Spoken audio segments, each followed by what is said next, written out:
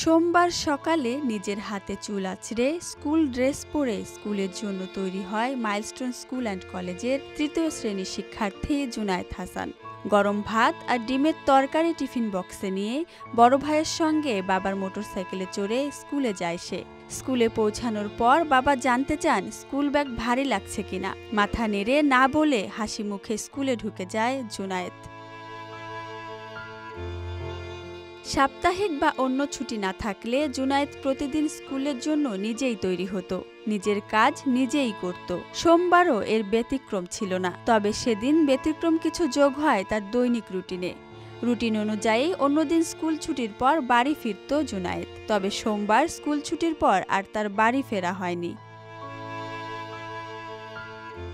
পরিবারের লোকজন তাকে স্কুলে গিয়ে ১.৫-২ ঘন্টা হন্যে হয়ে খুঁজেছেন। অন্যদিকে জুনায়েদকে জাতীয় বার্ন ইনস্টিটিউটে নেওয়া হয়, সেখানেও তার পরিচয় পাওয়ার জন্য চেষ্টা করতে থাকেন সংশ্লিষ্টরা। পরে সোশ্যাল মিডিয়ায় ছেলের স্কুলের আইডি কার্ড নিয়ে একজনের পোস্ট চোখে পড়ে জুনায়েদের বাবার।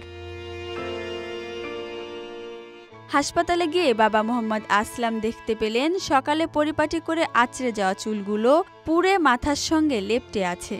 মুখ, গলা ও শরীরের বিভিন্ন অংশ ঝলসে দগদগে লাল হয়ে আছে। ছেলের মুখটা ঠিকই চেনা যাচ্ছে। স্কুল ড্রেসের মধ্যে শুধু প্যান্টের কিছু অংশ শরীরের সঙ্গে লেগে আছে। ছোট্ট দেহটায় ততক্ষণে আর প্রাণ নেই। নিহতদের তালিকায় নাম ওঠে জুনায়েদেরও। জুনায়েদকে প্রথমে কুয়েত বাংলাদেশ মৈত্রী সরকারি হাসপাতালে কেউ নিয়ে গিয়েছিলেন।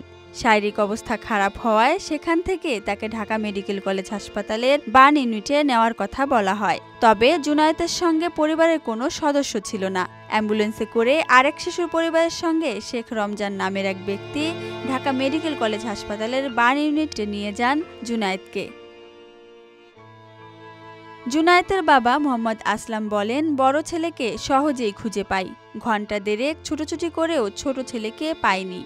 পরে ফেসবুক দেখে হাসপাতালে গিয়ে দেখি ছেলে আর জীবিত নেই। ছেলের বর্ণনা করতে গিয়ে বলেন, ছেলেটা নিজের কাজ নিজেই করত, নিজের জুতা নিজেই কালি করত, মাকে নানান কাজে সাহায্য করত, মিশুক ছিল, কোনো বায়না বা মর্জি করত না জুনায়েদ। স্কুলে গিয়ে যখন ছেলেকে খুঁজতে থাকেন তখন চোখের সামনেই অনেক শিশুর লাশ দেখেছেন বলে জানালেন আসলাম। বললেন, এক একটা লাশ কয়লা হয়ে গেছে। নয়ানগরে স্থানীয় কবরস্থানে জুনায়েদকে দাফন করা হয়েছে। পড়াশোনায় বেশ ভালো ছিল জুনায়েদ। আইডি কার্ড ছাড়া স্কুল ব্যাগ, জুতা কিছুই পাওয়া যায়নি। Dhaka express desk report.